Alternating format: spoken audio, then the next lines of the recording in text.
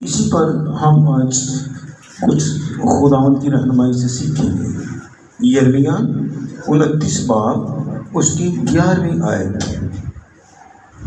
جو چاہتا ہے تلاوت وہ سامنے آئے اور تلاوت کرے۔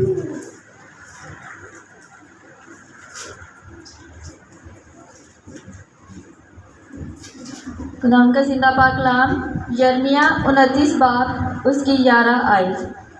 خداوند کی زندہ پاک کلام میں یوں لکھا ہے، کیونکہ میں تمہارے حق میں اپنے خیالات کو جانتا ہوں، خداوند فرماتا ہے، یعنی سلامتی کے خیالات، برائی کے نہیں، تاکہ میں تم کو نیک انجام کی امید بخشوں۔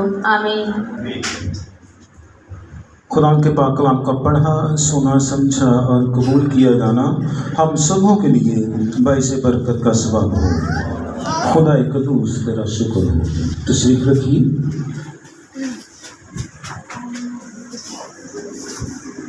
ہم سبوں نے جو تلاوت کلام پاک ابھی سماعت فرمائی ہے، یہ ہے کہ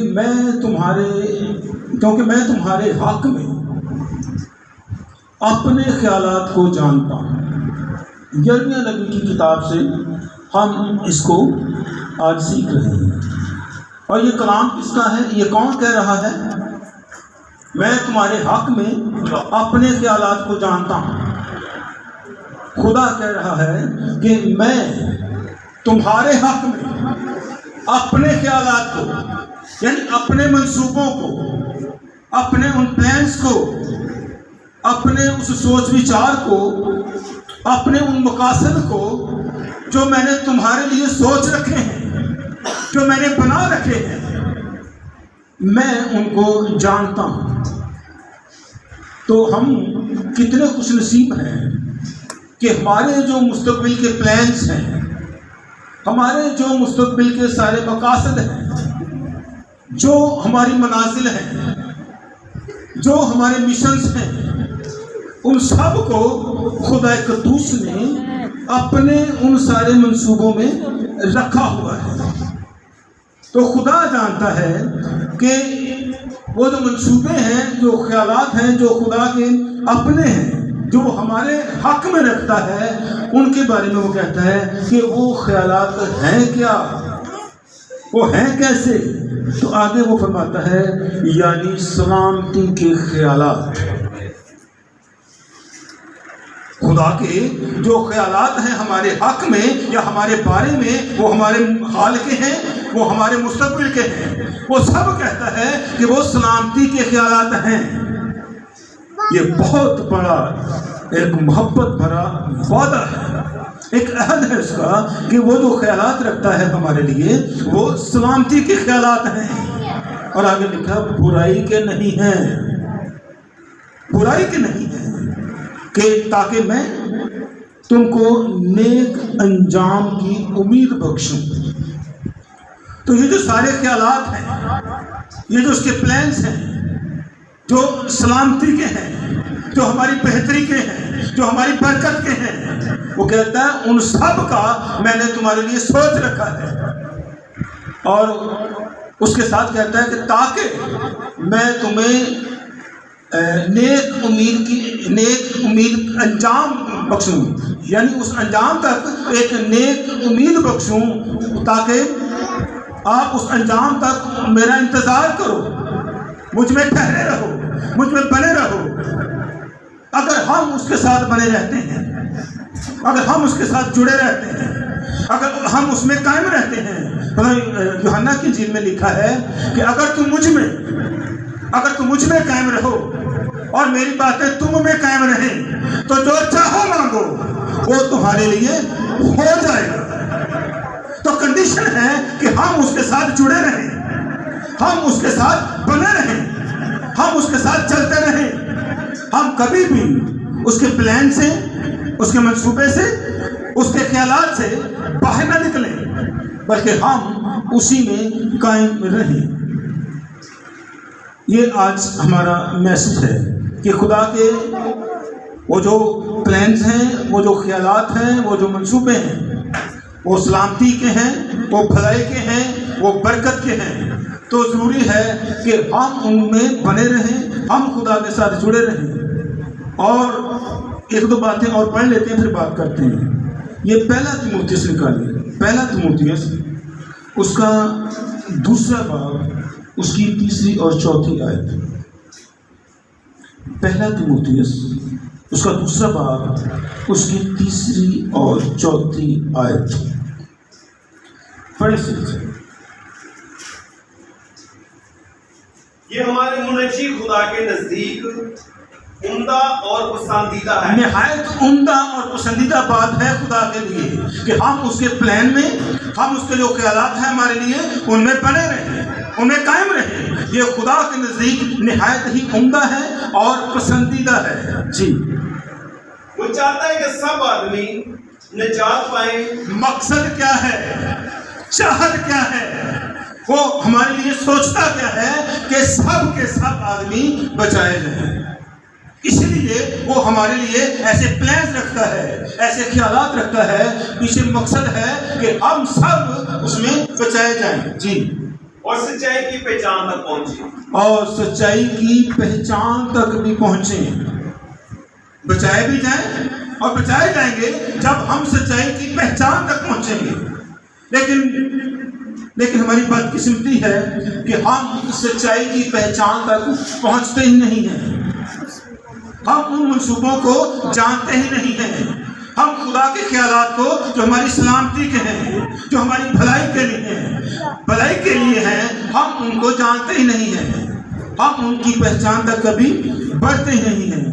تسالونیکیوں، پہلا تسالونیکیوں اس کے 4 کی 3 آیت۔ پہلا تسالونیکیوں اس کے 4 کی 3 آیت۔ ہاللیلویا۔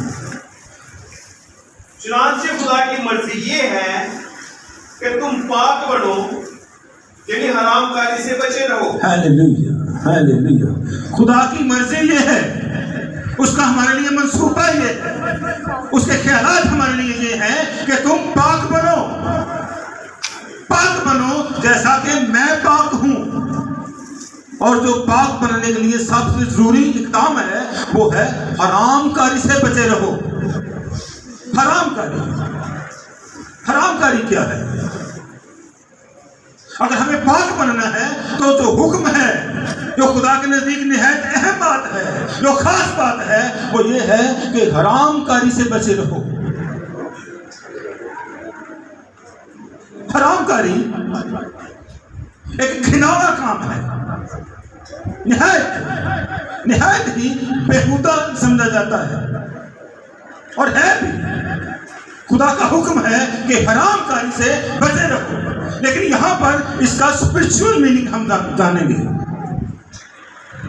خدا کے احکامات کو، خدا کی تعلیمات کو ہم پیٹھ پیچھے پھینکیں اور اپنی مرضی، ہماری جو اپنی دلوں کی خواہشات ہیں وہ پوری کریں، تو یہ حرام کاری ہے۔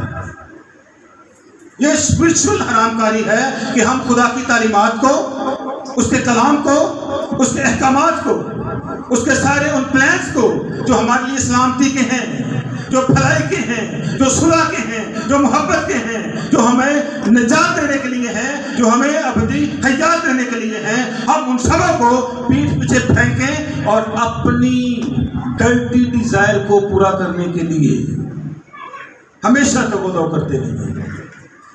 میں کوئی بھی برائی کیسے انجام دے سکتا ہوں اس کی اسٹرگل کرتے رہیں، اسی کے بارے میں سوچتے رہیں اور اسی کے لیے اقدامات اٹھاتے رہیں۔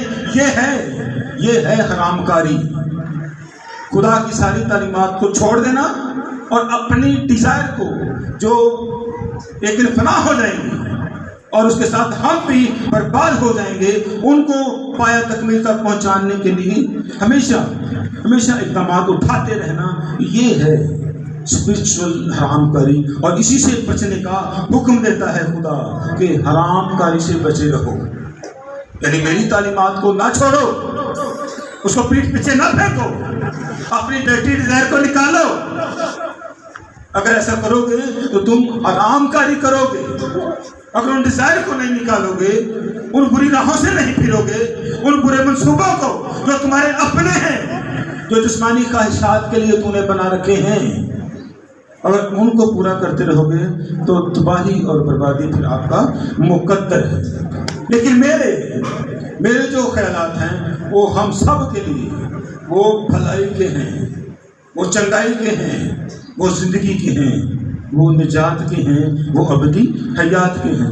عبرانیوں 13:21 اور 22، عبرانیوں اس کا 13واں باب، اس کی 21 اور 22 آیت ذرا غور سے سنیے گا۔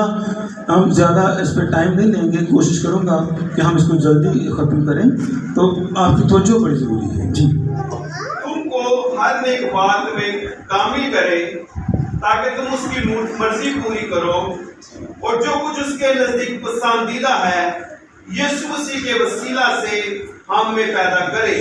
وسیلہ یسوع مسیح ہے۔ اگر ہم وسیلے کو نکال کے اپنے زور سے، اپنی عقل سے، اپنی طاقت سے، اپنے ذہن سے کچھ پانا چاہتے ہیں تو وہ ہمیں خدا سے دور لے جائے گا، وہ ہمیں حرام کاری کی طرف لے جائے گا، وہ خدا کی حضوری سے لے جائے گا اگر ہم اس وسیلے کو ہی درمیان سے نکال دیتے ہیں۔ جی، جس کی تمجید عبدالباد ہوتی رہے، آمین۔ اے بھائیوں میں تم سے التماس کرتا ہوں، یہ غور طلب بات ہے، یہ سنیے۔ اے بھائیوں میں تم سے التماس کرتا ہوں، التجا کرتا ہوں، فریاد کرتا ہوں۔ ذرا غور سے سنیے کیا کرتا ہے وہ۔ جی، کہ اس نصیحت کے کلام کی برداشت کرو، اس نصیحت کے کلام کی برداشت کرو۔ جی، پڑھ لیجیے۔ کیونکہ میں نے تمہیں مختصر طور پر لکھا ہے۔ ہاللیلویا، ہاللیلویا۔ تو کیا خدا کا کلام فرماتا ہے کہ اس نصیحت کے کلام کو، نصیحت کا مطلب کچھ سیکھنا، کسی بات کی طرف آپ کو متوجہ کرنا، اس نصیحت کے کلام کو برداشت کرو۔ کئی دفعہ باتیں سخت ہوتی ہیں کلام کی جو ہماری برداشت سے باہر چلی جاتی ہیں، لیکن ہوتی وہ ہماری بھلائی کی ہیں، ہوتی وہ ہماری رہنمائی کی ہیں، ہوتی وہ ہماری نجات کی ہیں، اپنی حیات کی ہیں، لیکن ہم بیزار ہو جاتے ہیں اور برداشت ہی نہیں کر پاتے ہیں۔ ہمیں پرپڑ پر جو خادم وہ کلام حق تک پہنچا رہا ہوتا ہے وہی برا لگنے شروع ہو جاتا ہے۔ تو کلام کہتا ہے کہ ان کی برداشت کرو، ان کو سہ لو، ان سے سیکھ لو، یہ تمہاری حیات کے لیے ہے، یہ بھلائی کے لیے ہے، یہ تمہاری نجات کے لیے ہے۔ اس کی برداشت کرنا سیکھو۔ اگر ہم آج عدم برداشت کا شکار ہو جائیں گے، ہم اپنا غصہ دکھا دیں گے، کسی پادری سے، کسی پاسبان سے ناراض ہو کر چرچ کو چھوڑ دیں گے، تو بھلا کس کا ہوگا؟ ہمارا؟ کلام تو کہتا ہے برداشت کرو۔ اگر پاسبان کوئی سخت بات کہتا ہے تو اس کو برداشت کرو، کیونکہ وہ کلام کی بات پہنچا رہا ہے آپ تک، وہ خدا کی بات آپ تک پہنچا رہا ہے، لیکن آپ سے وہ برداشت نہیں ہو رہی، تو یہ پھر خدا کے ان خیالات سے باہر چلے جائیں گے ہم۔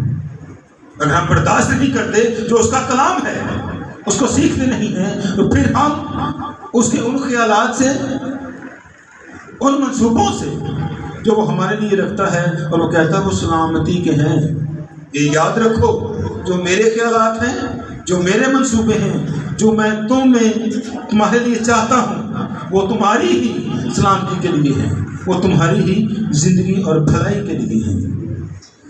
آج ہم ایک ایسے ایماندار شخص کے بارے میں سیکھیں گے جس کے لیے خدا نے بہت سارے وعدے کیے تھے، بہت سارے۔ اس کے لیے خدا نے ایک پلان اس کے سامنے رکھا، اس کو بتایا کہ اگر تم میرے ساتھ چلے گا، اگر تم میرے حکموں کو مانے گا، اگر تم میرے ساتھ جڑا رہے گا، تو میں یہ تیری زندگی میں کرنے کا ارادہ رکھتا ہوں۔ اور بڑی خوشی کی بات ہے جب اس بندہ نے وہ کلام سنا، جب اس نے وہ کلام سنا تو پھر اس نے اپنا نہ خاندان دیکھا، نہ اپنی میراث دیکھی، نہ اپنا اس میں حصہ دیکھا، نہ اپنے کسی بھائی کو، بہن کو یا کسی عزیز و اقارب کو دیکھا، بلکہ خدا کی آواز کو سنا اور چل پڑا۔ اس کے لیے خدا نے بہت سے منصوبے رکھے تھے جو اس کے ساتھ اس نے شیئر کیے، اس کو بتائے، اور اس بندے کو بھی سمجھ میں آئے۔ اس نے خدا کی آواز پر لبیک کہا اور بغیر پرواہ کیے اپنا خاندان، اپنا سب کچھ چھوڑ کر وہ نکل پڑا۔ کون ہے؟ ہیلیلویا، باپ ابراہیم، ایمانداروں کا باپ۔ اس کے سارے خدا کے لیے اٹھائے گئے اقدامات اس کے لیے راستہ بازی بن گئے۔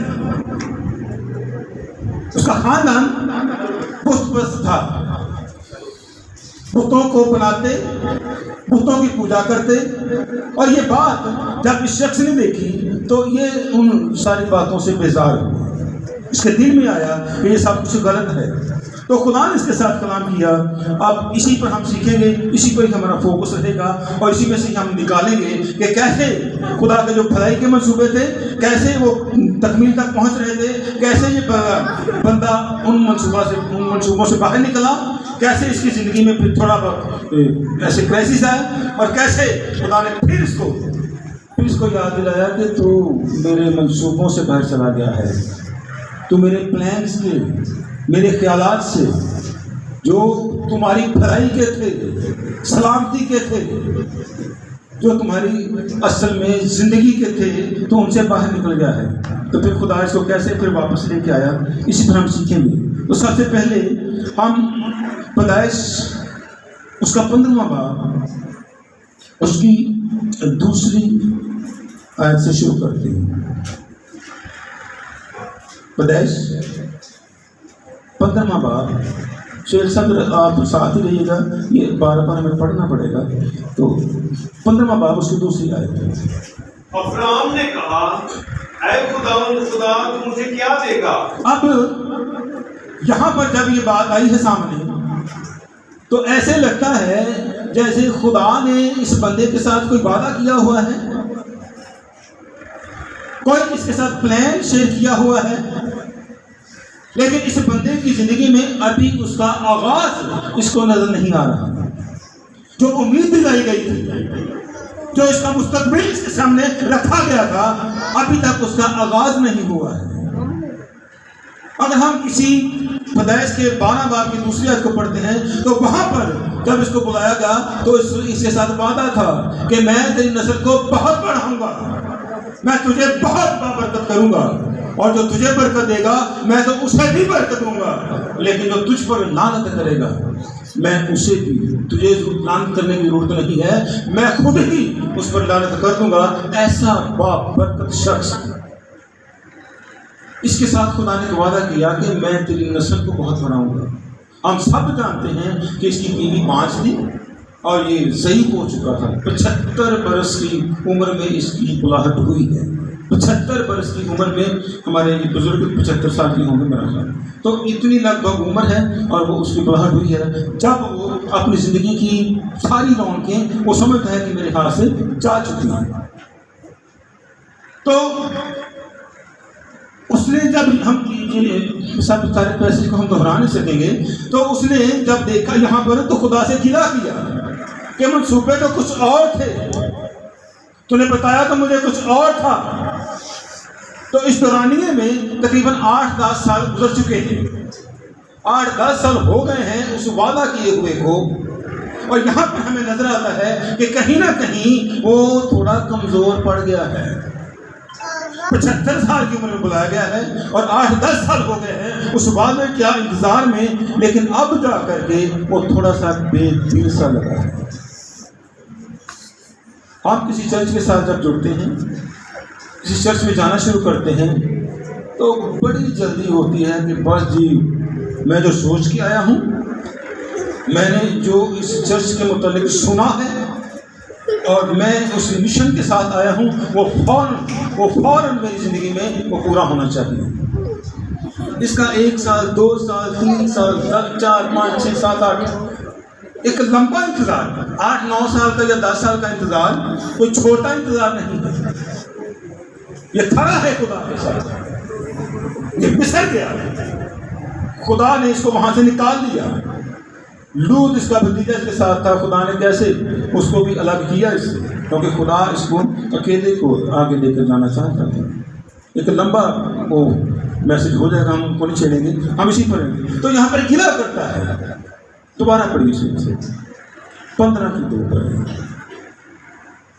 ابراہیم نے کہا اے خداوند خدا تو مجھے کیا دے گا؟ تو مجھے کیا دے گا؟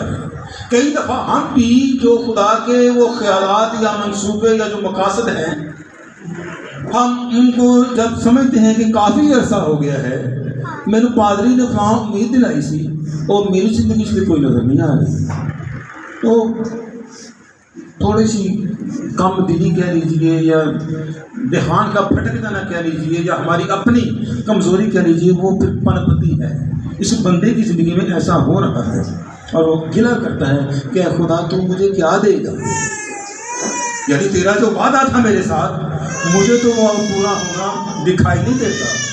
عمر جو پہلے 75 برس کی تھی اب 85 کے لگ بھگ چلا گیا ہوں میں، تو اب اولاد کی امید کہاں رہی؟ اب وہ جو میں نسلوں کا باپ بننے والا ہوں وہ کہاں رہا؟ تو خدا لکھا ہے کہ اس کو باہر لے گیا. آپ پڑھیے سنیے.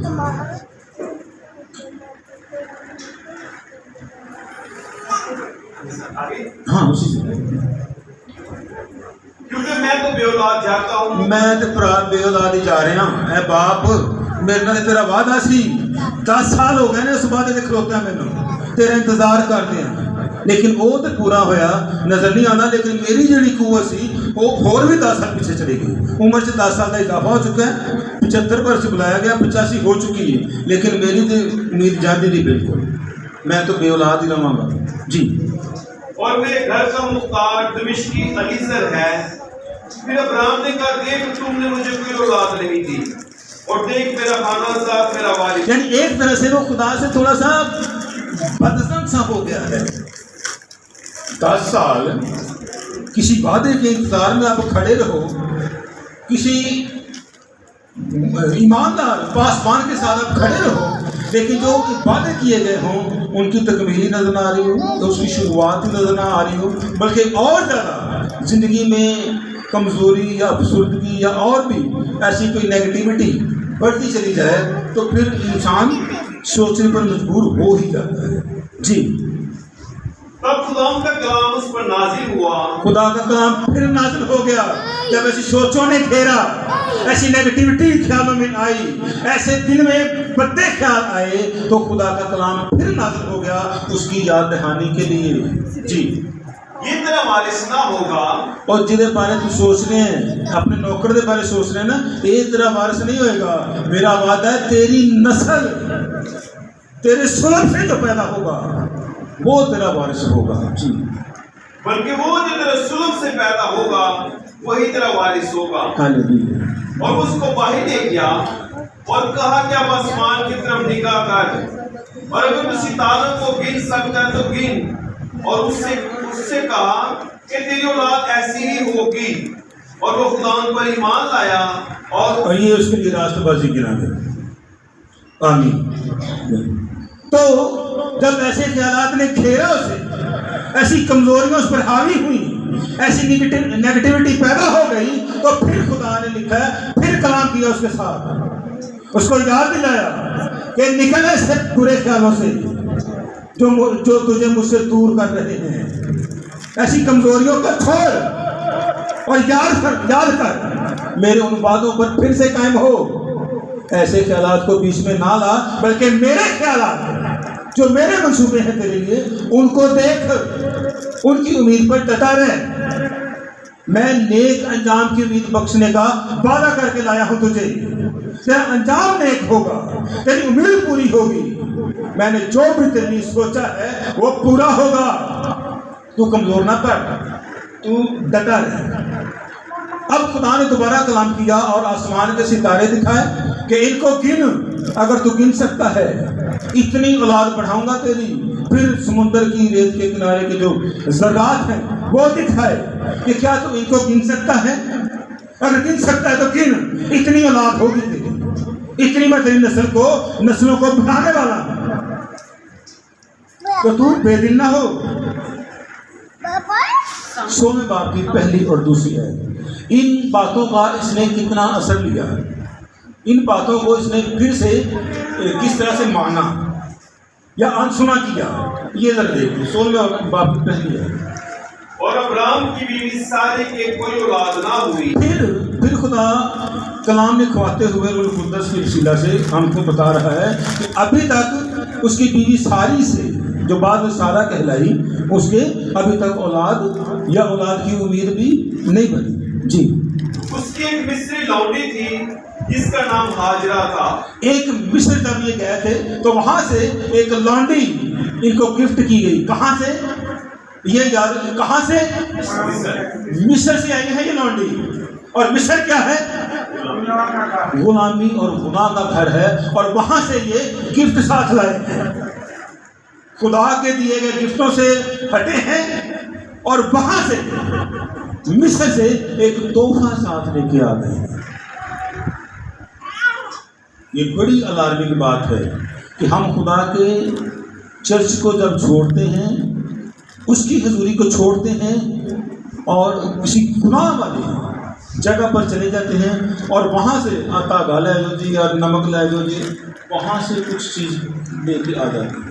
یہ ہے وہ وہاں سے ایک مصری لونڈی کو ساتھ لے ہیں۔ جی، اور ساری نے ابراہم سے کہا کہ دیکھ خداوند نے مجھے تو اولاد سے محروم رکھا ہے، سو تو میری لونڈی کے پاس جا۔ اچھا، خدا کا وعدہ تھا میں تجھے اولاد والی بناؤں گا، میں بیٹا بخشوں گا، لیکن یہ بھی کہہ رہی ہے کہ خدا نے مینوں تے بے اولاد ہی رکھا ہے، تو میرا خیال ہے کہ اسی بے اولاد ہی جانا ہے۔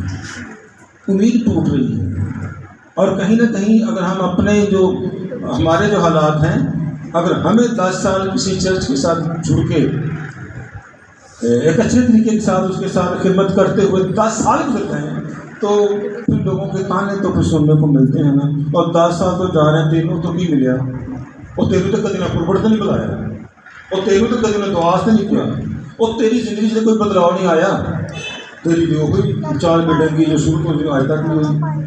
تو ایسی باتیں پھر ہمیں سننے کو ملتی ہیں جو ہمیں پسند کرتی ہیں۔ تو یہاں پر وہ کہہ رہی کہ میں تو بے اولاد ہوں، خدا نے میرے رحم کو بند کر دیا ہے اور وہ کبھی کھولے گا نہیں، لیکن خدا کا یہ منصوبہ نہیں ہے، خدا کے ایسے خیالات ہی نہیں ہیں۔ وہ صرف پرکھ رہا ہے کہ یہ میرا کتنا انتظار کر سکتے ہیں، یہ ایمان میں کتنا پختہ ہے۔ جی، شاید اس سے میرا کاروبار ہو، شاید وہ میرا کاروبار ہو جائے، جہاں مصر جو گفٹ ملے نا وہ میرے گھر چلانا آ جائے، وہ میرا گھر چاہے ٹوٹے، وہ میرا گھر جہاں نا وہ خوبصورت ہو جائے۔ یہ کئی دفعہ ہماری زندگیوں کے ایسے خیالات ہوتے ہیں۔ جی، اور ابراہم نے سارے کی بات مانی۔ یہ ہے یہ بات، ابراہم نے یہاں پر کس کی بات سنی؟ کس کی بات مان رہا ہے؟ جب کرو نکلیا سی ادو کی سنی سی کہ کی کرن ڈیا بندہ، یہ ایماندار کا باپ ہے، یہ سارے کام یہ واسطے راشٹر بازی کے خدا نے اینا بابرکت کر دیتا، لیکن کر کی لیا خدا کی آواز ہنے کی خدا نے اجے ہنے لے کے گیا، آسمان کے ستارے تیرے نظریں دکھائے، لیکن اگلے ہی باب میں وہ پھر اپنی بیوی ساری کی بات سن رہا ہے، خدا کی بات کو پھر نکال دیا ہے، پھر بھول گیا ہے۔ چند گھڑیاں پہلے یا چند دن کہہ لو، چند ہفتے کہہ لو، خدا نے پھر اقرار کیا ہے کہ نہیں ایسا ہوگا، میں تجھے اولاد بخشوں گا، لیکن پھر چھوڑ دیا۔ اور لکھا ہے اس نے ساری کی بات مانی، اپنی بیوی کی بات مانی۔ تو کئی دفعہ جب ہم بھی خدا کی آواز کو سن کر کسی اور کی آواز کو سن لیتے ہیں تو اپنی بربادی کو خود ہی اپنے لیے ٹھہرا لیتے ہیں، اور یہی ہوا ہے یہاں پر۔ ایمانداروں کا باپ ہے، ایماندار ہے، خدا کی آواز سن کے نکلا ہے، لیکن ڈاواں ڈول ہے، کمزور پڑ گیا ہے کہیں نہ کہیں، تو اس نے اب خدا کی آواز کو چھوڑا اور بیوی کی آواز کو سنا اور وہ کام کر دیا جو خدا کبھی بھی اس کی زندگی میں نہیں چاہتا تھا۔ اب ہوا کیا کہ جیسے ہی اس کی وہ جو مصری لونڈی تھی اس کے ساتھ اس نے نکاح کر لیا یا شادی کر لی تو امید بڑی۔ کلام میں لکھا ہے کہ وہ حاملہ ہوئی، فوراً حاملہ ہوئی۔ یہ بھی ہمیں دکھاتا ہے خدا کہ جب آپ خدا کے انتظار سے باہر جاتے ہو تو شیطان اپنے منصوبے میں پھنسانے کے لیے کوئی نہ کوئی برکت آپ کو فوراً سے دے دیتا ہے۔ اب میں پچھلے ہفتے گیا، ہاں جی، میں موٹر سائیکل میں لی کئی دفعہ ایسے کام جھٹ پٹ ہو جاتے ہیں زندگی میں، لیکن سوچنے والی بات ہے کہ کیوں ہو گئے ہیں؟ جس کے ساتھ وعدہ تھا وہ تو ابھی بے اولاد ہی ہے، لیکن یہ فوراً حاملہ ہو گئی ہے۔ سیکھنے والی بات ہے۔ کئی دفعہ زندگیوں میں ہم بھی اچانک سے کسی جگہ پر جاتے ہیں اور برکت لے کے آتے ہیں اور پھر سارا خیال ہو کہ نہیں یار اتنی سے سارا کچھ میں آتا ہے تو 10-15 سال میں ضائع کر دیتے۔ اصل کام تو اتنی سے، اصل خدا تو اتنی سے نا۔ اب میں آیا تو میرا کام ہو گیا، وہ اتنے 15 سال گول رہا سر نہیں سی ہو گیا۔ اصل تو ایسے کام یہی ہوا ہے۔ وہ فوراً حاملہ ہو گیا اور حاملہ ہوتے ہی اس گھر میں اب جو بربادی شروع ہوئی ہے، یہ 8 اور 9 16 کی 8 اور 9 پڑھی۔ اور اس نے کہا، اے ساری کی لونڈی، آج تو کہاں سے آئی اور کدھر جاتی ہے؟ اس نے کہا، میں اپنی بیوی ساری کے پاس سے بھاگ آئی ہوں۔ Hallelujah, hallelujah. ہے اس کی لونڈی، امید بڑی ہے، حاملہ ہوئی ہے تو تکبر سے بھر گئی ہے۔ ہمارے ساتھ اکثر ایسا ہوتا ہے کہ کوئی نہ کوئی چھوٹی موٹی برکت آ جائے سے کر کہ ساڈا غرور آسمانہ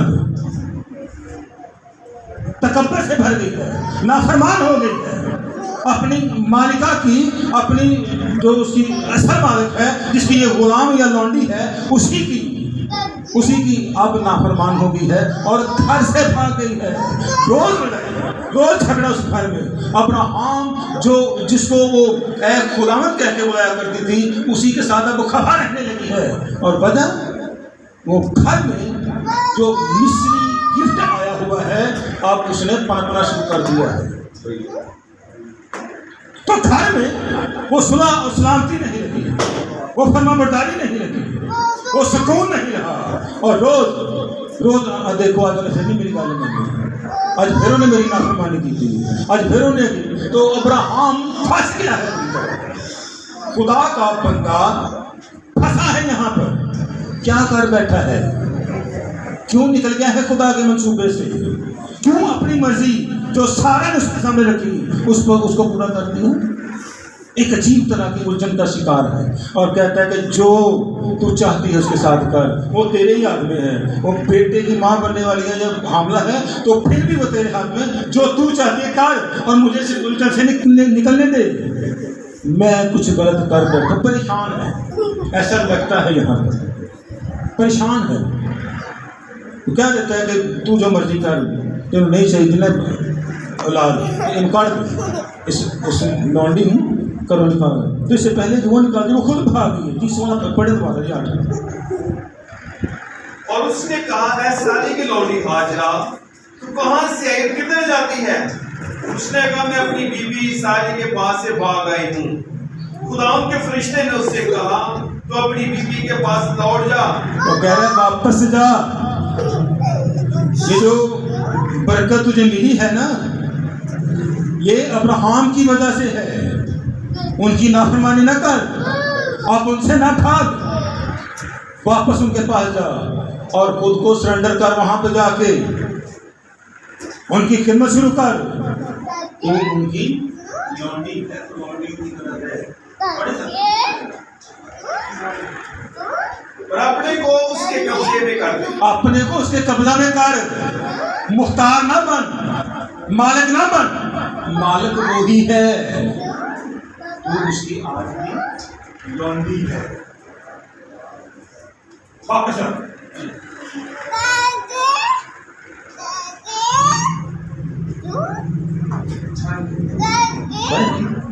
और खुदावंद के फरिश्ते ने उससे कहा, मैं तेरी औलाद को बहुत बढ़ाऊंगा। हालेलुया। ये बरकत सिर्फ इसलिए कि वो इब्राहिम का सुल्ब है, इब्राहिम की नस्ल है, इसीलिए। जी, यहाँ तक कि कसरत के सबब से वो शुमार ना हो सकेगा। हालेलुया। जी। और खुदावंद के फरिश्ते ने उससे कहा कि तू हामला है और तेरे बेटा होगा, उसका नाम इस्माइल रखना। नाम भी आसमान से आया है, आसमानी नाम है कि ये उसका नाम रखना। जी, इसलिए कि खुदावंद ने तेरा दुख सुन लिया। वो गोरहर की तरह आजाद मर्द होगा, उसका हाथ सबके खिलाफ और सबके हाथ उसके खिलाफ। हालेलुया। आमीन, आमीन। वो जो बताया कि जो तू हामला है, मैं आज ये कंफ्यूजन भी दूर कर दूं कि वो बेटी है या बेटा, पता नहीं। मैं बता देता हूँ कि वो बेटा है, जो तू पैदा करने वाली है वो बेटा है। इस कंफ्यूजन से भी निकला, वो बेटा है और उसका नाम तूने इस्माइल रखना है। और आगे लिखा है कि वो गोरखर की मानद होगा, गोरखर की मानद। गोरखर का मैंने पहले भी सिखाया हुआ है कि गोरखर किसे कहते हैं, किसी को याद हो? गोरखर, गोरखर का मतलब है जंगली गधा। गधा जो पहले ही बेशऊर बेअकल समझा जाता है, तो यार ये गल करना गधा या बंदा है, अक्सर हम सुनते हैं ऐसी बात। यानी इसको शऊर नहीं है, इसको तमीज नहीं है, इसको अकल नहीं है, वो पहले ही गधा है, ऊपर से जंगली। गोरखर का मतलब है जंगली गधा। ईमानदारों का बाप है, अकार की पैदा होगा, कार की पैदा कारपेट है, जंगली गधा। तो जिस घर में ना सिर्फ सादा गधा बल्कि जंगली गधा पैदा हो गया, और सादा गधा नहीं मार, और रोज किसी ने किसी बाल में गलती मारता है कि नहीं मार? रोज की तो लामा आना कि नहीं आता? और गली च बनो गलियां का लामा, घर बनो घर का लामा। पाप ना गधा तो रोज कोई ना कोई लामा। तो ये जंगली गधा है, उससे भी 4 कदम आगे। तो ये क्या हाल करता होगा घर में? अब्राहम ईमानदारों का बाप जब दुआ के लिए बैठता होगा तो आवाज आती होगी, आए जरा पहले संभाल लो जी, एनू जरा मोड़ो। समझ आती है? ऐसा हुआ होगा, ऐसा ही हुआ है।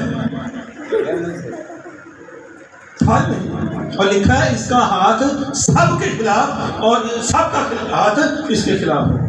यानी रोज कितना तो लामा लेगा, रोज कितने चित्र खाएगा, तो साढ़े वास्ते अजाब खड़ा करता ही रहेगा। और कई घरों में आप देखते हो चीजें कि कोई ऐसा तोहफा दिया हुआ है खानदान में, अजय रोज लामे घर आने यार क्यों नहीं रोक दो, आमदनी कि नहीं आती? ऐसे वाले तो आम आ गया है कि सारा का तेरे खिलाफ, तेरा सारा के खिलाफ, यानी कभी भी इज्जत नहीं मिलने वाली। एक कितना कितना लाम ही जाएगा सारे में। इब्राहिम आती कि तेन दुख ही देगा सारे में, जरा तू अपनी मर्जी नाल मैनू पिछे करके बीवी सुनी होना कि आ कारनामा सारा अंजाम दे दिता ये हम तेरे भुगतना। उसके लिए हम थोड़ा सा आगे बढ़ते हैं। अब इसकी शादी की उम्र हो गई, तो जरा देखिए जी 21 इसकी शादी की उम्र हो गई है और इसके लिए बीवी की सिलेक्शन हुई है। और बीवी देखिए कौन थी और कहाँ से हुई। और वो फरान के बियाबान में रहता था और उसकी माँ ने उनके मिस्र से उसके लिए बीवी दी। खुद भी मिस्री सी, इस घर च आने वाले इस घर की हालत हो गई, घर च की जम पिया, تے اگوں وہ جمے ہوئے واسطے جڑی بیوی ہے وہ بھی کتوں آ رہی، وہ بھی مصر سے۔ یاد رکھنے والی بات ہے کہ یہ ایمانداروں کا باپ ہے جس کے گھر میں مصر انٹر ہو چکا ہے اور مصر اب گروتھ کر رہا ہے۔ مصر جو گناہ کا گھر یا غلامی کا گھر ہے وہ اس گھر میں آ چکا ہے، اور صرف اتنا ہی نہیں، آپ اس نے گروتھ شروع کر دی ہے، اس کے ساتھ ایک اور مصر کا حصہ جڑ گیا ہے۔ تو اب تنگ پڑ گئی مشورہ دینے والی ماں سارہ کہہ لو، وہ تنگ پڑ گئی کہ ان دونوں کو نکال دے، شادی سے پہلے کی بات ہے، ان کو نکال دے، اور اس کلام کے ساتھ نکال کہ اس لونڈی کا بیٹا میرے اس بیٹے کے ساتھ جس کا خدا نے وعدہ کیا تھا اس کے ساتھ وارث نہ ہوگا، نکال اس کو۔ پھر ابراہیم پھر جا کے چڑھائی کی کہ تو ہی نکال اس کو، مشورہ خود دیا تھا کہ ابراہیم تو ایسا کر دے، جب اس نے کر دیا اب پھر اسی ایماندار پہ چڑھائی ہے، کیونکہ وہ خدا کے کلام کو بھول کر بیوی کے باتوں میں آ گیا، اس کو پورا کر دیا اور پھنس گیا بری طرح، اب نکالنے کے لیے تیار ہو گیا۔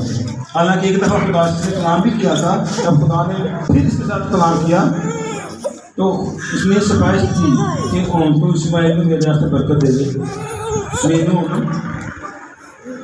کیونکہ امید چھوڑ چکا ہے، تو کہہ رہا ہے کہ آپ نا اسی کو برکت دے دے، یہی میرے لیے کافی ہے۔ لیکن خدا نے کہا نہیں، اور یہ برکت ہے ہی نہیں، یہ تیرے ہاتھ ساری زندگی کا علم ہے، یہ روز کوئی نہ کوئی کہ تو تیرے واسطے نا کوئی بدنامی کا علامہ لے کے آئے گا تو تینوں روز کسی نہ کسی پنچایت بلایا جائے گا، بے طرح تو پیوں اکی تعلیم دیتی بل یہ نہ سوچ یہ تیرے واسطے ٹھیک نہیں ہے، میں تینوں وہی فرزند دیا گا جہاں میرا تیرے نال وعدہ ہے۔ تو ہم سیکھ رہے تھے کہ خدا ہمارے لیے جو منصوبے رکھتا ہے یا اس کے جو خیالات ہیں وہ ہماری سلامتی کے ہیں۔ میں تمہارے حق میں اپنے خیالات کو جانتا ہوں، خدا کا فرمان ہے، تو وہ تو ہمارے حق میں جو اس کے خیالات ہیں وہ جانتا ہے کہ وہ بھلائی کے ہیں، وہ ہماری بہتری کے ہیں، ہماری ترقی کے ہیں، لیکن اسے گھر میں کیا ہو گیا ہے، ہم اس کے پلان سے باہر آ گئے ہیں۔ مثال 16 کے 10 میں لکھی یہ بات کہ خدا ہی کی برکت دولت بخشتی ہے اور وہ اس کے ساتھ دکھ نہیں ملاتا۔ آگے ہوئی برکت ہے گھر کا سکھ سلام، اس کا مطلب ہے کہ یہ خدا کی برکت نہیں تھی، یہ خود سے اپنے زور بازو سے، اپنی پلان سے، اپنی سوچ سے لی گئی برکت تھی جس نے بربادی کی سکھا دی۔ وہ تو اپنی برکت کے ساتھ دکھ نہیں ملاتا، لیکن یہاں پر دکھ آیا ہے گھر میں، روز لڑائیاں اور جھگڑے، روز نافرمانیاں، روز کوئی علامہ، روز کوئی الزامات لگ رہے ہیں۔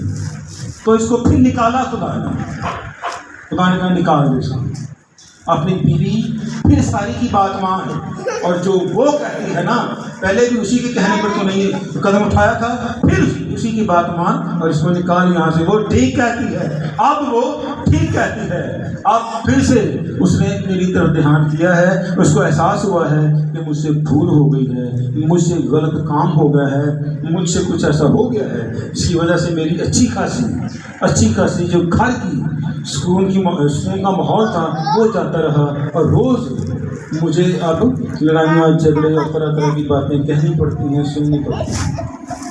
تو وہ پھر سے خدا کی بول اٹھی اور ان کو نکالا، اور خدا نے بھی ابراہیم سے کلام کیا کہ تو بے دل نہ ہو، اس کو نکال دے، اب میں پھر تیرے پاس آؤں گا اور تجھے برکت دوں گا۔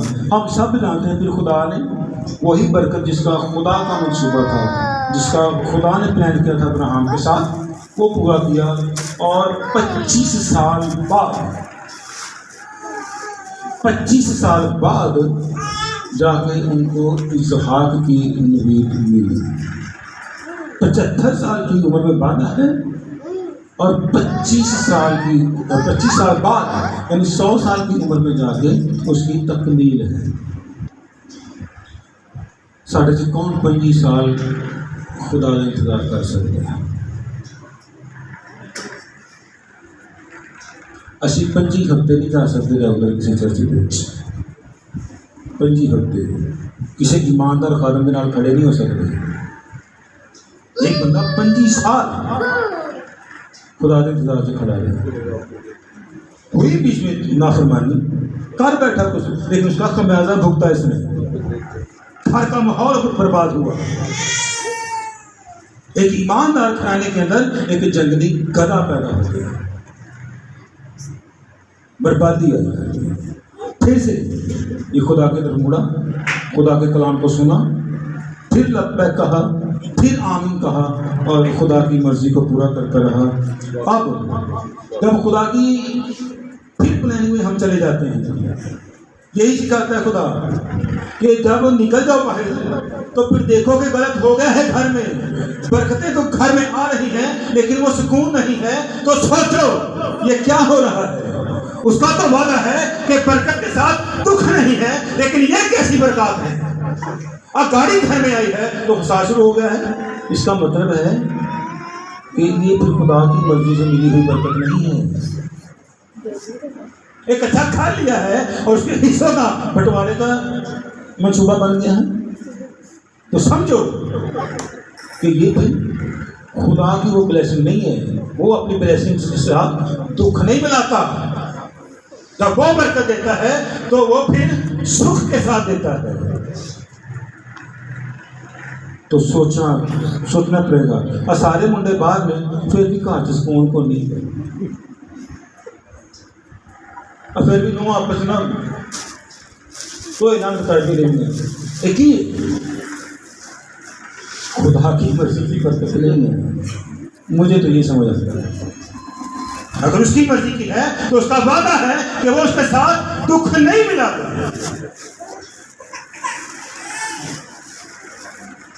تو بڑا سوچنے کا مقام ہے. اب جب پھر سے خدا نے اس کی زندگی اوپر طرز کھایا، پھر سے خدا نے کلام کیا، تو ہم پڑھتے ہیں چلے زورتے ہیں. میں ویسے بتا دیتا ہوں کہ پھر سے آیا خدا ابراہیم کے پاس 19ویں پاد میں ہمیں ملتا ہے اور پھر جا کے برکت دیتا ہے. خدا اس کے گھر میں آتا ہے، کھانا کھاتا ہے، اس کے ہاتھ پاؤں لگاتا ہے. وہ بڑا ہوا مقصد میں تو خدا برکت دیتا ہے کہ آئندہ سال نیکسٹ ایئر انہی دنوں میں پھر تیرے ساتھ وعدہ کر رہا ہوں کہ تیرے گھر بیٹا ہے. جب تک اسحاق زندگی میں نہیں آیا، اسحاق اس گھر میں نہیں آیا، اس گھر میں شانتی نہیں آئی، اس گھر میں تسلی نہیں ہوئی، اس گھر میں سکون نہیں ہوا، بلکہ ہر وقت لڑائی جھگڑا، کوئی طنز، کوئی علامہ، کوئی کچھ نہ کچھ چلتا ہی رہا. جب تک اسحاق جس برکت کا خدا نے وعدہ کیا تھا جب تک وہ گھر میں نہیں آئی، گھر سے بربادی ٹلی نہیں. وہ جب آیا تو پھر اس بندے کی زندگی بحال ہو گئی. چلے ہاں چونکہ وقت اب اجازت نہیں دے رہا کہ پڑھنے کو. تو جب خدا کی مرضی کی برکت آئی تو اس گھر میں پھر سے وہ خوشیاں لوٹ آئیں، پھر سے وہ بہاریں لوٹ آئیں. اور ہم سب جانتے ہیں کہ اسحاق کے ہاں 2 بچے پیدا ہوئے تھے. کون سے؟ یعقوب اور عیسو. اور اسرائیل کون گیا؟ اسرائیل کے ملک میں معود میں کون گیا تھا؟ کنعان میں یعقوب. کس کا بیٹا؟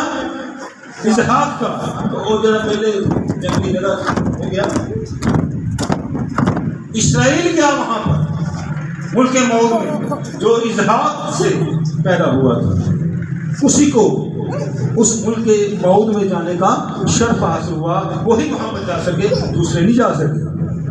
تو خدا کی جو پلاننگ تھی، خدا کے جو خیالات تھے، جب وہ واپس میں چلا گیا، توبہ کی یا جس طرح لوٹ گیا واپس، اور خدا نے اس واپس آنے کو پھر دل سے قبول کیا اور اس کو اسی برکت کو دینے کا پھر سے وعدہ کر دیا کہ نیکسٹ ایئر تجھے وہ برکت مل جائے گی. جب وہ برکت مل گئی اس کی زندگی پھر پرسکون ہو گئی اور ایک فرما بردار دے گا. لانگا نہیں کہ سارے میں تیرے خلاف تیرا سارے کا وہ نہیں.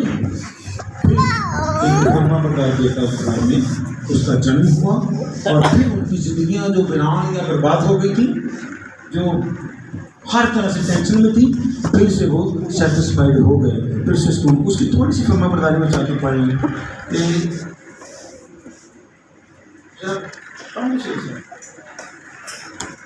تھوڑی سی فرما برداری اس کو دے دیتے ہیں. چلے میں ویسے ہی بتا دوں اس کو لمبا جب وہ تھوڑا سا بڑا, اب اتنا تھوڑا نہیں تھا, اس کی خدا نے قربانی مانگی, اس کی قربانی مانگی خدا نے. اب ابراہیم نے اس کو قربان کرنے کا نا خدا کے ساتھ پھر سہن کر لیا. ٹھیک ہے, وہ لے گیا. جب لے گیا اس کو قربان کرنے کے لیے تو لکھتا ہے کہ اس کی جو سوفٹری قربانی کے لیے لکڑیاں تھیں وہ کس نے اٹھائی ہوئی تھی؟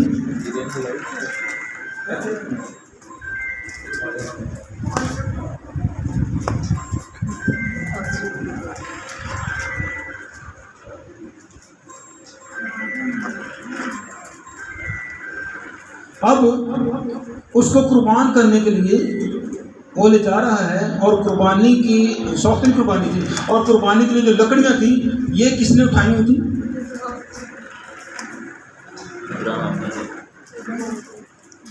اور قربانی دیا لکڑیاں بھی سوفٹری قربانی وہ بھی اسحاق دے موڈے میں سے. اس کا مطلب ہے کہ یہ کوئی چھوٹا نہیں تھا. جو لوگ مردوں کو جلاتے ہیں ہندو برادری, اگر ان سے پوچھا جائے تو کہتے ہیں 9 من لکڑی کم از کم چاہیے ایک مردے میں جلانے واسطے. 9 من لکڑی. چلو اسی سمجھتے کہ لیکن مان تو گھٹ بھی کی لینا ہوں. پھر پہاڑی سفر لکڑیاں اس پہلے گھر پہ تھی, جب آخری منظر شروع ہوئی تو نوکروں کو فارغ کیا گیا اور لکڑیاں اٹھائیں اور اس کی جہاز کے کندھوں پہ رکھ دی گئی. اس جہاز کے کندھوں پر اب لکڑیاں ہیں تو اس کا مطلب ہے کہ